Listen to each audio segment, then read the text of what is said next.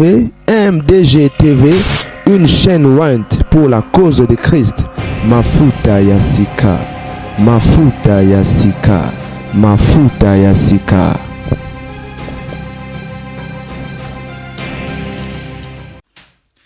Mbote bandeko babolingo lelo mokolo yenga tobeta basolo masolo basantu bandeko tala matière mawa olo baninyo tika nini bandeko na monika na page depuis hier il y a Facebook hier ou avant-hier na page ya Facebook ka batende ba mesana ko poster ba lobby ke frère José Nzita lobby aza le seul musicien gospel oyo abala monsia vierge na lobby oza ba provocation après boya lo balanga teka makamba mamba virginité ona no fato kende tok afana na ila frère José Nzita mamba virginité ona zoko pekisa yango bozoyo kakarate virginité ya lelo ya kilelo et comme une virginité ya BBL to sito comprendre to bano quand les bousseuses et mamba solo nous on a virginité ya BBL virginité ya kobaka so ke yo baki ozongi na yo mobimba okozoka pe tozo pekisa bino to sito timbeli mais bozo yo kate bozo continuer tala bato nzambe botika yo obeta masola virginité OK parce que et au changer le côté et ko édifier mutu mo côté au contraire il y a remettre attention parce que bato ba yebi bino na ba faux position ba ya koloba du coup et au sopa bino ba de ça ba virginité aussi sopi bato belé et bimisi ba secret d'été belé nga nazo pesa bino conseil nazo pesa bino bozo yo kate nazo ngela ce frère José Nzita la famille jour J-20 le 21 et février déjà en Otokoti tout ça na concert na Wood Green to ebisal na biso ya Dominion Center na Wood Green et number 9 de Broadway bozanga te boya ebele bana Londres bana ba province partout boya ko adorer Nzambe sokut bat balongwa à Londres ke France alongwe France aye Londres kapwa ke concert ya mokili bon opona Nzambe venez nombreux ba occasionné ti ba oyo za su ebele te et Nzambe mo se kusana ba adorateur ba vrai adorateur ou basi basana ba jibile na mamro yembela nkolo pourquoi parce que tozana carence ya ba adorateur papa de ningo de tobi komate ce que Nzambe utiliser ka na loyembo akoya opambola biso donc to ya ebele to tombola mokonzi to kumisa Nzambe to célébrer to adorer le 21 février ne manquez pas boya ebele na Wood Green to zongi frère José Nzita oza bien j'espère papa Nzamba pambola yo balobi na tuna yo tant olobi le seul musicien gospel la bali moi c'est vierge balobi na tuna yo moi si o wapi parce que yo balambala morote ba bien na moi si morote oyo wapi mama nono to mère doublé opposane siko ne mutabota mapasa na oka frère José a divorcé on bien balamo deux fois mais na bi que frère José ta balambala morote après départ maman nono mi combien ba yana sima moko to mi balé po bino bosara na raté balobi na tuna babi gardien du temple commissaire la biso motuna neti yozo landa ma mokili mobimba tuna frère José Nzita abala mwasi nini vierge oya liboso to oyo wapi poto yeba na profiter pekara parce que na lingana c'est la fois José Nzita émission mais oko opportunité occasion et so manté na ngana sala on peut de mama Gerda ta mama Gerda nga beta frère José Nzita na la salle émission mais na cheka na c'est te na beta na bordir te frère José Nzita na o mata bordir te pour ndina lu bongo batum sumité me matili kolo na ebite nga na luba mabe oui ne moi venga viganda petit namo atinde ngali na wa le numéro so va ni dossier yo Oh là-bas, oh. Bonde, aka, nga batu mwana nzambe. Trop frère Mike Kalamba yemba mo santo nzambe nga wana. Suko nga na okamwa bino tambozo tonga nga et pourtant na ke rapide avant minute si là. Frère José Nzita. Bible lobi na biso to wana droit au divorce kaka. Ce qui est infidélité. Bon, on a dit que la raison de divorce et cause les alarmes, et ça n'a pas par infidélité. Mais en tout cas, kokabwana maman non et ça la passe il le to baraté ni les cas. Maman non les cas ça l'émission n'a pas Alvin Beya. Frère José Nzita Tomboka qui n'a pas porté plainte. Alvin a été obligé à long l'émission. Kala. Des places to que frère José Nzita divorcé. Lisolo ya betara ezara ndene. Alobi ba bazala bien na mobali. Avant d'arabe batmo ba ko timbisa yeke non. Bino yoka basungi sungi ya quartier. Non yo vandi awa. O mais José Nzita zo bala ti.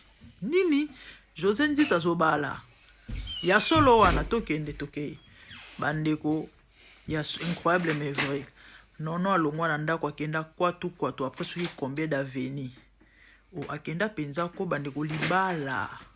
José Nzita so bala matiki mwasi na ndako. Non ayindisa lumbe. Ba esimba e calmer, temporiser, maîtriser. Solo na so beta, maman non muto beta asala émission et pas Alvin Beya frère José Nzita bi maman solo beza ya solo.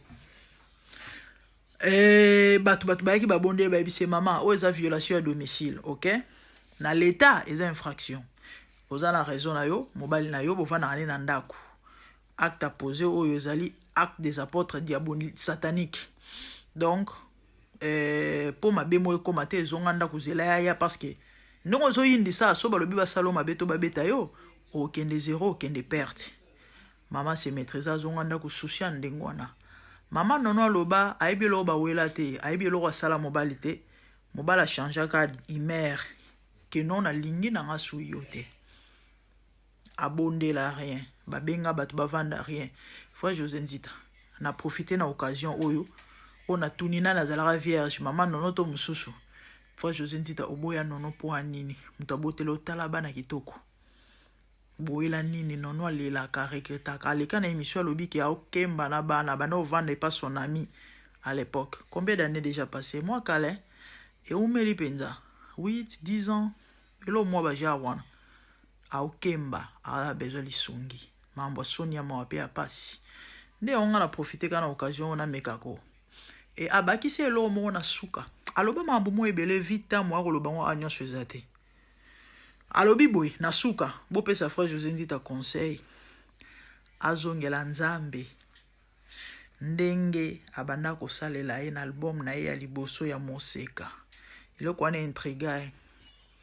Frère José Nzita nini eleka. Papa, oui, ça fait combien de jours? 4 semaines, avant tout, on a fait une semaine. Na comprena ite na musalara. Pour na musala na ba yebi na yemba pa mpamba. Na zaso na kimia. Oka lelo oyemba te. Obiki na oyemba. La foule crucifiée, la majorité. Frère José Nzita. Ozalara na ngolu moko particulier na bite na tchongo na passé. Ozalaga na ngolu moko particulier. Généralement ba musique na biso, ba adoration na biso, ba sebe na biso to beta na Congo, gospel ezala ndenge moko. Mais yo yara na différence, particularité moko boy. OK. Coûte que coûte, il faut que la musique no bat changoka. Oza penda na grâce. E banzembo mo seka neza banzembo mo OK. Banzembo za ozo yo kangwa ekota na âme. Frère, nini leka? Nini salima nanya kosaka yo po lelo koma ndenge koma. Frère José Nzita oza parmi bato yo son avandi na lelaka nzambe. Pourquoi il faut salima boye? Pourquoi il faut salima boye? Ameni ameni ameni nzembo neza maloba moko profond ya kosakana te. Osala mokili ndenge nini ye? Amen. ezala nini otie mabele ligolo ya mai ezala na seto ligolo ezindaka te mapata lotelemisa ligolo tomonaka nzete kosimba ngo te ekweyaka te osalamaka na sukali ya kokoka banda ba bolongo to kontina masolo ba santu na sisaki te video ya frère José Nzita nkonga na tikela likambu bato bameki kosala moto amen kasi balembani kosala bomoto etalisi ete yoza nzambe osalimanga na sukali ya kokoka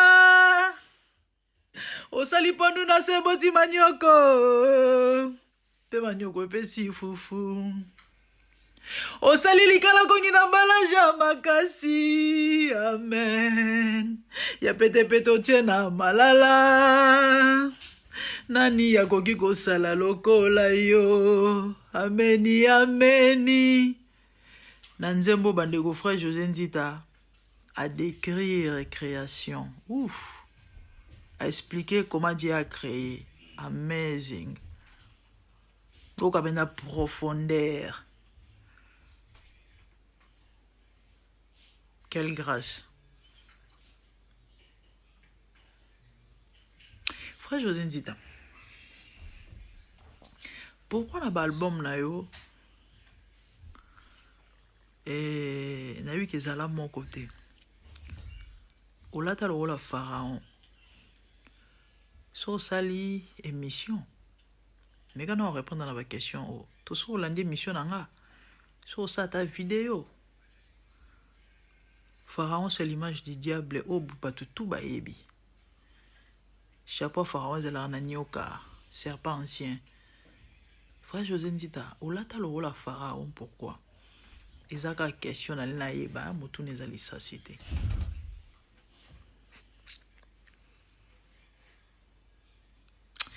Mituna musueza moi sensible mwana tuna wezate. Mais aussi totuni mutuna pona mambo mama nono alikana émission. Alobe lo wasala yebate.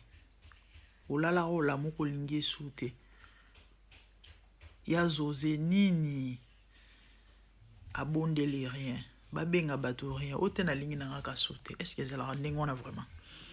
Frère José Nzita.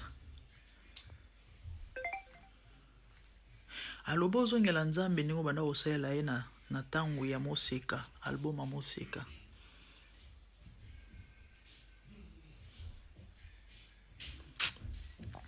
na ninga frère José Nzita mingi me na cheka na se na kangi bablo msona bona loba et aussi c'était ba débat pamba mais na clôturer en général passer moi tinel nga message na TikTok hier alobi na grande dame musique à l'élo a son inspiration te. Musique à l'élo bon zambe zela soute. Et comme plus musique kaka et sentiment kaka bon moto na bon moto. Molimo en tout cas ezela soute mais kana olobela likambo. Et chers musiciens chrétiens na auto sa vidéo mo na auto lo balika mo en fait na uti ko marteler to pe ko interpeller basali nzambe na vidéo na sali évangéliste Kisamina par rapport à la réalité en mboka ko interpeller ba serviteur de Dieu bazongela nzambe na vidéo na ko interpeller ba chantre ya nzambe soki bokoki ko zongela nzambe et ressaisissez-vous. Kingolongolo bosala wana on s'en fout que comme mabino nil part au contraire mutu makase bomaka à chaque fois ma belle sale marato eloko eloba marato nini to yara toujours koloba mais malheureusement bopesa biso matoité pour na bino ezalaka ke to lobaka mingi pour na ba vie pour na ba machin pour et pourtant nzamba interpellera bino mais bosala sourde oreille. Bande ko ba uto tindela nga vidéo moko concert ya frère Michel Bakenda na ba petit na ba exaucé et autres bande ko purement païen ba obina danse bomoni danse mo papa chéri binara voilà danse wana uma ozwa et comment ça succès fort na niveau na milieu gospel frère Mike Kalamba alingango mingi abina ngo trop na ba concert à Mike Kalamba to bi dans so ne bina mara mingi et ba balobela ngo moi trop période mo boy Michel Bakena na ba petit naï et ba zo boire ba crime wana complicante malgré ba émission to sala rao il y avait interpellation wapi biso ba jaloux et puis ça passe et puis ça ma que Dieu nous aide. Non clôturer ne loko Bible zoloba Samson après avoir dévoilé secret naï et pas na Dalila pour na bato ba bisenga no coach ozoloba bien effectivement ozotea mais glissa un peu moi ba verset na loba ba verset nyonso mais sauf que na mentionnera ba passage j'étais peut-être yangwana mais bino pe boba chrétien faut pas tanga la Bible té hein isola Samson biso tout bien on dans livre ya juge OK biso nyonso tout bien on dans livre ya juge so mna ino Lucas o lianga ngonga mais boketanga na livre ya juge bon mona isola Samson après avoir dévoilé secret na epa na Dalila likolo bilengisation ba sentiment ba posa ya mokili ba posa ya nzoto acha mutu na mupenda Dalida ayoka chaleur akanza ngo chauffage encore ezanga na hiver asiko chaleur a mupende Samson asi akei na extase azo ba deteke aobimisa ba secret d'état o fallait pas bimisa lelo o mingi ba piéger bango na mupenda Dalila na kwisa Dalila bilengesi mati ateki bo santu ateki bo nzambe pona mbongo pona sexe. Ah mon Dieu Seigneur aide ton peuple bando na bana koloba mupenda Dalila e bomi ba ministère e bomi ba révélé bandeko Samson azali ne kila ako dévoiler te ako révéler sur sa force te na lobaki en l'autre fois force à chrétien vie chrétienne evandi na bikila soza moto ba interdité OK musika to suka na nzela et belé ba révéler ba sur sa force likolo quiz ya Dalila chaleur a mopende bilengi bandeko mbongo sexe et bomi ebele et vandisi ebele na se au sentir penza ke okomi vide ba soutirer ya motu yotika li pepele siko ole bosala recours epa na nzambe olo zongela nzambe olo mikitisa nzambe alimbisa pasa longolo lisusu à restaurer mais vous préférez vous que nous recourir à ba fait étranger. Galates 5:7 vous courriez bien qui vous a arrêté qui vous empêchez d'obéir à la vérité bane bele babandaka na nzambe eza na rote eza na oyemba melelo baza wapi bakomba to mambo ebele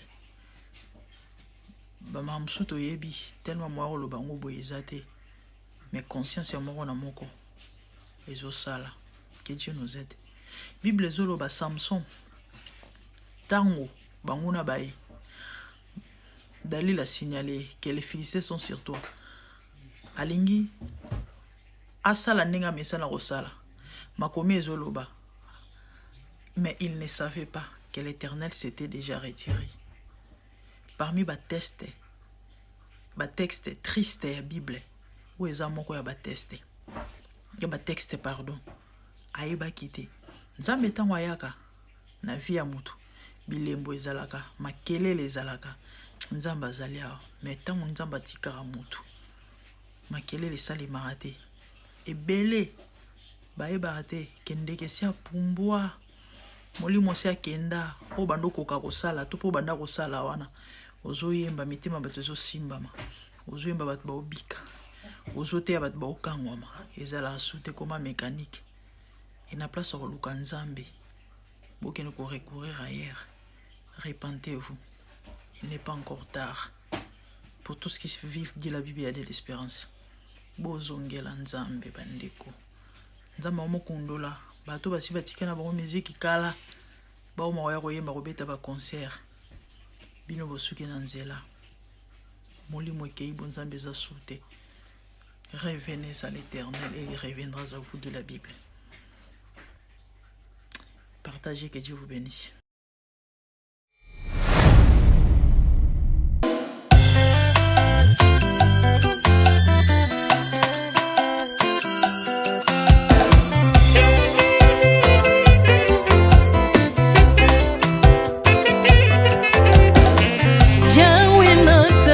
Mokili oyo na monite natangi na histoire ya monde na monite naluki na yemba pete toze pour passer Seigneur, je n'ai pas pris non plus entendu parler oui akokalala yo Yesu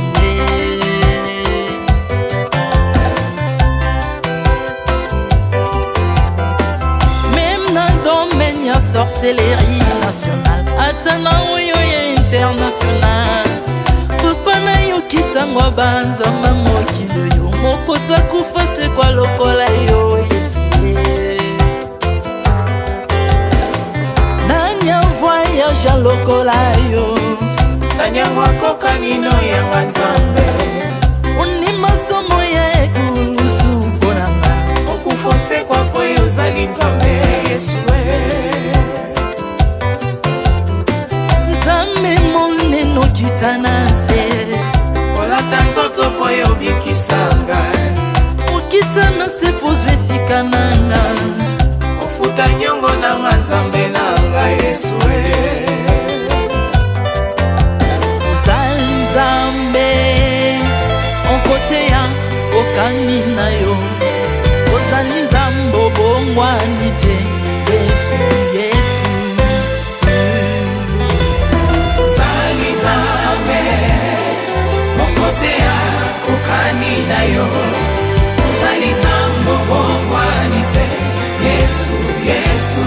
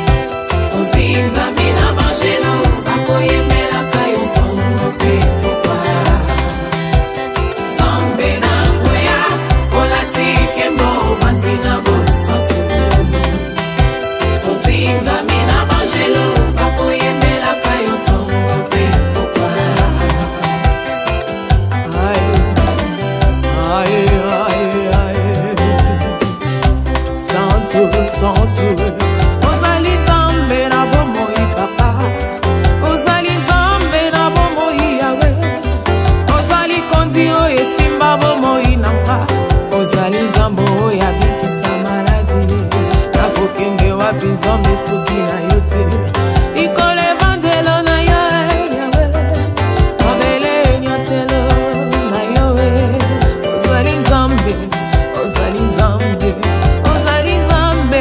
mokote lokola yo nzambe na nguya olatike mbo bandi na bosantu ozinga bina bangelo bakoyemelaka yo ntongo mpe mopa Ardemment tu m'as rendu intouchable ardemment tu m'as rendu invincible naliwana yo tokomindela santu lisekwa na yo tokominde balongi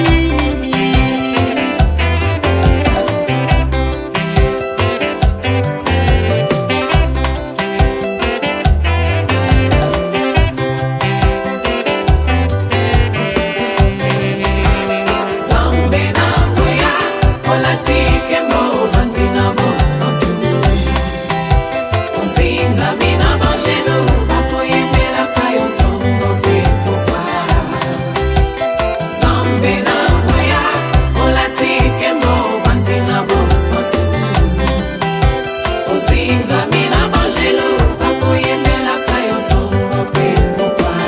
autrefois ngai nazalaki binzo ndoki akolianga lolenga lingi mais par son son na se métamorphosé osimingo sambwe maladi na biso olengo bebi naza toxique grâce à lui.